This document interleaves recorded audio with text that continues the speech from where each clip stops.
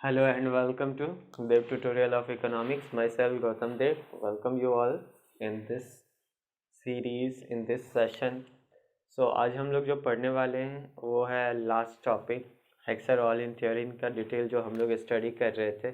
इसमें हम लोग आज क्या पढ़ने वाले हैं, सबसे पहले जो हम लोग एक्सप्लेनेशन देखे थे, एक्सप्लेनेशन का हम लोग सेकेंड पार्ट देखेंगे। Explanation detail explanation of Heckscher all in theory का हम लोग एक पोर्शन जो कि था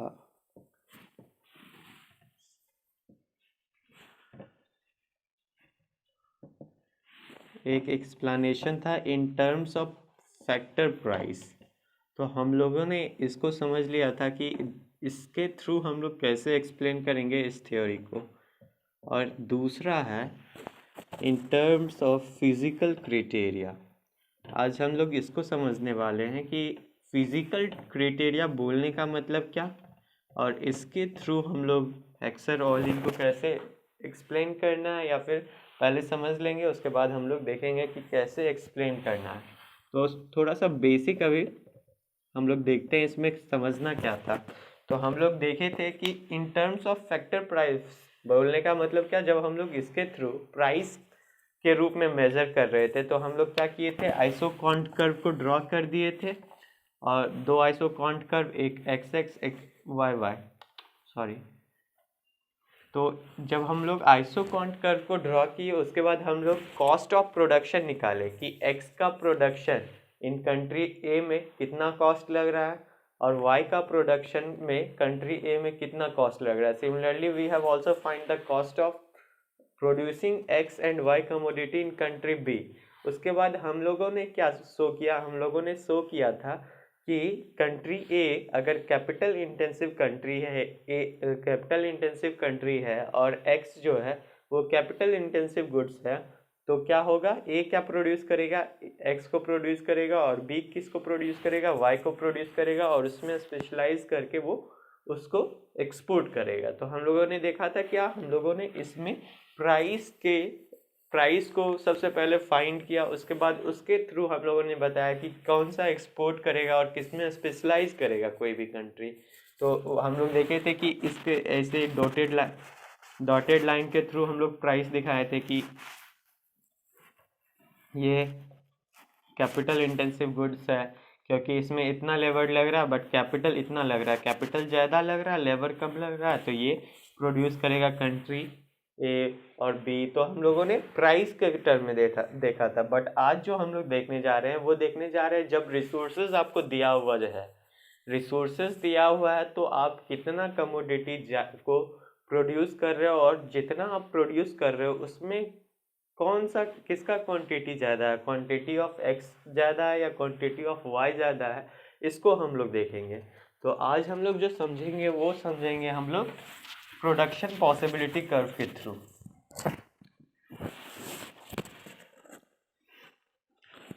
फिर से एक बार देखिए, सपोज कीजिए ये पीपीसी कर्व है for country A and this one is the PPC curve of country B. तो पीपीसी कर्व बोलने का मतलब क्या, प्रोडक्शन पॉसिबिलिटी कर्व बोलने का क्या मतलब, अगर आपको याद हो तो, वरना नहीं याद है तो अभी देख लीजिए। प्रोडक्शन पॉसिबिलिटी कर्व इसको बोला जाता है या फ्रंटियर बोला जाता है, पॉसिबिलिटी कर्व। तो देखिए यहाँ पे क्या, प्रोडक्शन का जितना पॉसिबल केस है वो जो कर्व शो करेगा उसको बोलेंगे प्रोडक्शन पॉसिबिलिटी कर्व। सिंपल सा बोलने का क्या मतलब, किसी भी कंट्री में रिसोर्सेज दिया हुआ है तो उस रिसोर्सेज के through combination of two different goods whose production can be possible in that country will be shown by the production possibility curve. What is production possibility curve? Production possibility curve is a curve which shows the different combination of two goods that can be produced in any country with the given resources. Important क्या है, two combination of two goods, combination of two goods, और last में एक important क्या आ रहा है, with the given resources. Resources किसी भी कंट्री के पास फिक्स्ड है ऐसा माना जा रहा है। फिर से एक बार समझिए, व्हाट इज पीपीसी। पीपीसी बताएगा कि production of goods X and goods Y कितना होगा, इसमें जो प्रोडक्शन हो रहा है वो एक गिवन रिसोर्सेज को कांस्टेंट माना गया, उसके बाद प्रोडक्शन को बताया जा रहा है। ठीक है, अब इसी में एज्यूम करेंगे दो प्रोडक्शन पॉसिबिलिटी कर्व, एक पीपीसी कर्व ए मान लीजिए, ये पीपीसी कर्व कंट्री बी का है। अब हम लोग किसी भी पॉइंट पे निकालना चाह रहे हैं कि कितना प्राइस लग रहा है प्रोड्यूस करने में, तो क्या करेंगे, एक स्लोप किसी भी पॉइंट पे डाल देंगे दोनों पीपीसी कर्व में।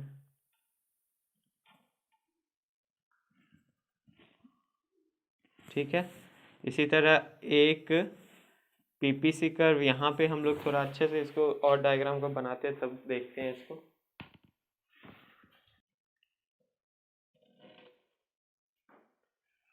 तो चलिए आज अब हम लोग समझते हैं in terms of physical unit. इसमें डायग्राम बहुत इंपॉर्टेंट है, क्योंकि मैं जो कंसेप्ट अभी बताने वाला हूँ वो डायग्राम के थ्रू ही होगा। और मेरा डायग्राम देख रहे हो आप लोग, जैसा कि होच पोच हो गया, और मैं ये भी पॉसिबल हुआ बना चुका हूँ लगभग 7 to 8 टाइम्स। उसके बाद ये पॉसिबल हुआ कि ये भी डायग्राम बनाया, कुछ देखने लायक। तो चलिए बट समझ जाइएगा आप, उतना मैं एश्योर हूँ कि मैं आपको समझा दूंगा। ठीक है, तो देखते हैं डायग्राम के थ्रू कंसेप्ट मेन समझते हैं। तो इसमें पहले हम लोग मेज़र क्या कर रहे हैं, डिफरेंस देखिए। जब आप एक्सप्लेन कर रहे थे प्राइस के लिए, तो वहाँ प्राइस को मेजर कर रहे हो, बट आप यहाँ फिजिकल यूनिट, मतलब कितना यूनिट प्रोडक्शन हो रहा है किस कंट्री में एक्स का, और कितना यूनिट प्रोडक्शन हो रहा है ऑफ वाई का इन कंट्री बी, उसको शो करना है कि यूनिट कितना अमाउंट ऑफ प्रोडक्शन कहाँ हो रहा है एक्स का और वाई का कंट्री ए में, और एक्स और वाई का कंट्री बी में।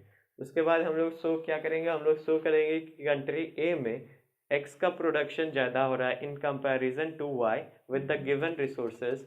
सो A will produce X and B will produce Y, हमको ये बताना है। फिर से एक बार डिफरेंस समझिए, यहाँ पे क्या है, यहाँ पे रिसोर्सेज गिवन है या फिर कांस्टेंट है। ठीक है, यहाँ पे रिसोर्सेज कांस्टेंट है। पीपीसी कर्व का डेफिनेशन में देखिएगा एक वर्ड रहता है विद द गिवन रिसोर्सेज। तो रिसोर्सेज कांस्टेंट है, तो कंट्री ए में भी कुछ रिसोर्सेज, कंट्री ए में भी कुछ रिसोर्सेज है, कंट्री बी में भी कुछ रिसोर्सेज है। अब हम लोग क्या निकाल रहे हैं, डिफरेंट कम्बिनेशन ऑफ प्रोडक्शन जो कि पॉसिबल है कंट्री ए में, हम लोग उसको पीपीसी कर्व के द्वारा शो कर दिए। ए के लिए ए वन पीपीसी कर्व है, बी के लिए B B one PPC curve है। अब हमको दिखाना क्या है, फिजिकल यूनिट में पता करना है कि कंट्री ए में किसका प्रोडक्शन ज़्यादा हो रहा है, एक्स का प्रोडक्शन ज़्यादा हो रहा है या वाई का प्रोडक्शन ज़्यादा हो रहा है। उसी तरह फिर हम लोग निकालेंगे कंट्री बी में किसका प्रोडक्शन ज़्यादा हो रहा है, कमोडिटी एक्स का ज़्यादा हो रहा है या कमोडिटी वाई का ज़्यादा हो रहा है।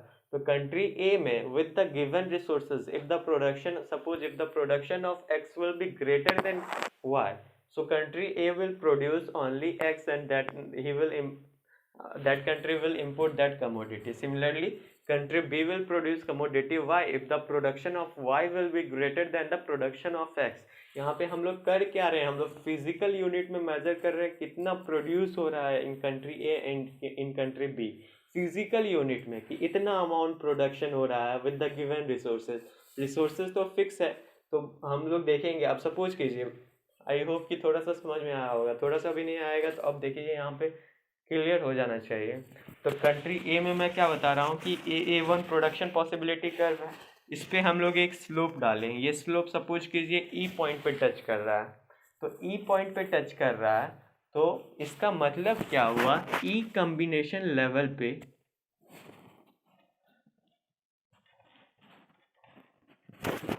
ओ इसको ओ दे चुके हैं, तो इसको ओ डैश मान लीजिए। ई कॉम्बिनेशन लेवल पे एक्स कितना, एट ई कॉम्बिनेशन लेवल पे प्रोडक्शन ऑफ एक्स कितना हो रहा है,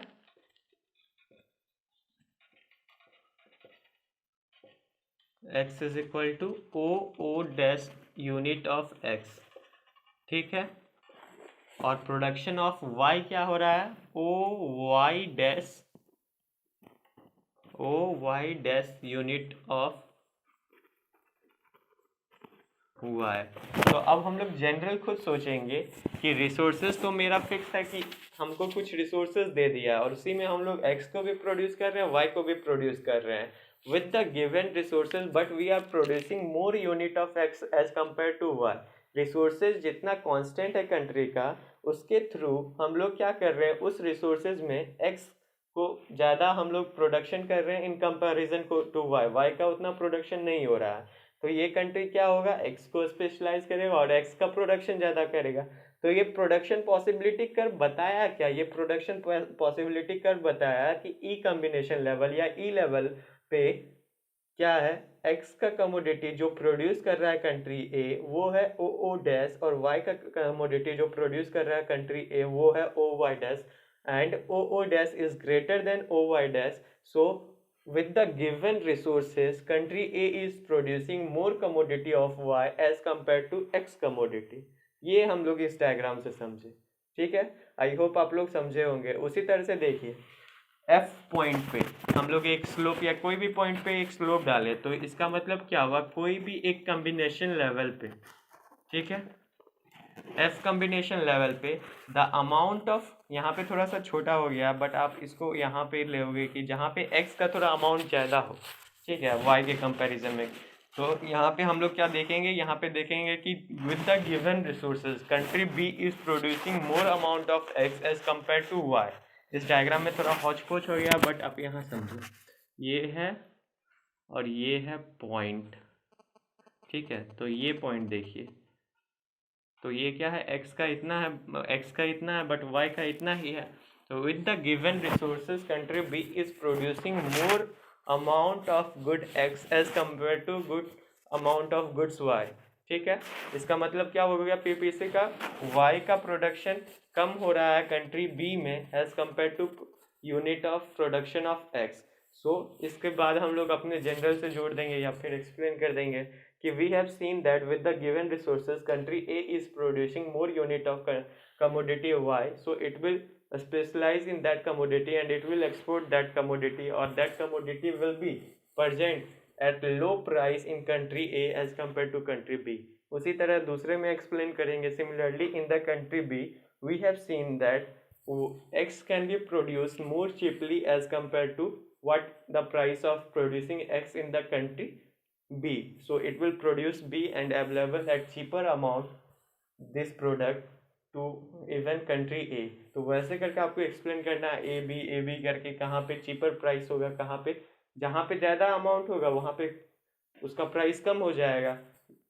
कंट्री ए में क्या है, ज़्यादा अमाउंट है वाई का, तो वाई का प्राइस वहाँ कम होगा। यहाँ कंट्री बी में क्या है, वहाँ एक्स का अमाउंट ज़्यादा है तो वहाँ एक्स का प्राइस कम होगा। So this was the basic difference. In isoquant curve हम लोग प्राइस के थ्रू यहाँ पे amount of commodity Y, amount of commodity X, उसके थ्रू हम लोग एक्सप्लेन कर रहे हैं कि कंट्री ए में amount of commodity Y is greater than amount of commodity X, so Y will be cheaply available in country A. Similarly the amount of commodity X in country B is greater than commodity Y, so x will be cheaply available in country B।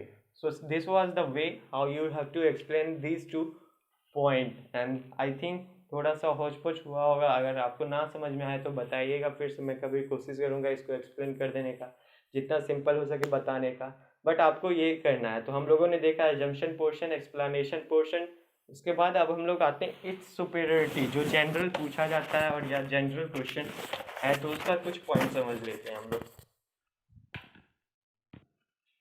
तो अब हम लोग last portion पे move कर रहे हैं, जो कि है superiority of this theory over classical theory. मैंने यहाँ पे कुछ ज़्यादा पॉइंट नहीं लिखा है बट आप बुक में देखोगे सारा इजी पॉइंट है, आप समझ जाओगे, सब बेसिक पॉइंट है। जैसे कि क्या, international trade is a special case of inter regional trade, जो मैंने फर्स्ट वीडियो में बताया था। Causes of differences in comparative cost, comparative cost में क्यों अराइज होता है, डिफरेंस क्यों अराइज होता है, difference in factor environment, reality को प्रेजेंट करते हैं कि अलग अलग कंट्री में अलग अलग फैक्टर एनवायरनमेंट, मतलब फैक्टर ऑफ प्रोडक्शन का क्वांटिटी अलग अलग है, तो वहाँ का प्रोडक्शन इससे भी अफेक्टेड होगा। It include two factor of production. So ये सब बेसिक है, आप बुक में जितना देखेंगे आप समझ जाएंगे, उसमें कुछ हार्ड वर्ड या कुछ ऐसा यूज़ नहीं किया गया है जो आप नहीं समझोगे। जो था फिजिकल क्राइटेरिया उसको बुक से बिल्कुल मत देखिएगा, जो हम बताएं शायद उसी से आप एक्सप्लेन करो तो अच्छा है, वरना उसको बताइएगा, मैं उसका नोट आपको दे दूंगा। उसको जितना सिंपल समझ सकते हो उतना समझो। मैंने उतना सिंपल करने का कोशिश किया कि इसमें अमाउंट कितना प्रोड्यूस हो रहा है दोनों क्वांटिटी का इन बोथ कंट्री, उसको एक थ्रू एक्सप्लेन किया गया है कि amount of X is greater than in this country, amount of commodity Y is greater in this country, so it this will product this country. तो ऐसे मैंने कोशिश किया कि आपको बता सकूं, ना समझ आया होगा देन एक्सट्रीमली सॉरी। उसके बाद ये सब सारा पॉइंट है जो आपको सुपीरियरिटी में मेंशन करना। उसके बाद फिर आपको इसका ड्रॉबैक लिखना है। 2x2 मॉडल है, इंटरनेशनल ट्रेड को एक स्पेशल केस मानता है इंटर रीजनल ट्रेड की, जबकि ऐसा होता नहीं है, तो आप इसको भी खुद से कर सकते हो। So I am living superiority portion and criticism portion to you. You have to prepare this portion that how you can write in this examination. But if you will face any problem, then please comment in that I am facing problem. I will also provide you note of this topic, this whole topic. Okay, so in the last एक बार हम लोग revise कर लेते हैं। हम लोग अभी तक पढ़े क्या? सबसे पहले इसका इंट्रो पे बहुत जोर दिए थे। इंट्रो में हम बताएं बेसिक कंसेप्ट क्या है, फिर इसका एजम्पशन वाला पोर्शन, फिर इसका एजम्पशन के बाद हम लोग क्या एक्सप्लेन किए, हम लोग एक्सप्लेनेशन वाले पोर्शन में मूव किए। फिर इसमें जो दो पोर्शन था फिजिकल और फैक्टर प्राइस, उसको समझने का कोशिश की। सुपीरियरिटी फिर आपको लिखना है, क्वेश्चन का आंसर कैसे लिखना है तो उसमें सुपीरियरिटी फिर लिखिएगा, फिर क्रिटिसिज्म आप मेंशन कीजिएगा, फिर conclusion in the last that this theory. Conclusion में आपको हमेशा बात बनाना है। बात क्या बनाना है? कुछ इस रूप में बात बनाना है कि we know that this theory haven't played much role in the international economics or international trade, but completely we can't neglect this theory or discard this theory. This theory presented a different view of international trade. तो आपको हमेशा जो भी आए तो कि ये उतना इम्पोर्टेंट नहीं है, इसका भी कुछ ड्रॉबैक था, क्रिटिसिज्म था, लूप होल्स था, बट डिस्पाइट ऑफ दिस हम इसको कम्प्लीटली डिस्कार्ड नहीं कर सकते हैं, ये एक अलग व्यू प्रेजेंट करता है, ये सब आपको लिखना रहता है। तो कंक्लूजन को भी आप 1 से 2 पेज खींचिए, 1 पेज एटलीस्ट खींचिए या आधा पेज, तो मज़ा आएगा। बट ये सब आपको फॉर्मेट में, इस फॉर्मेट में लिखना answer. So I hope you guys will like this. So if you like this, please subscribe this channel and also hit the like button. Thank you.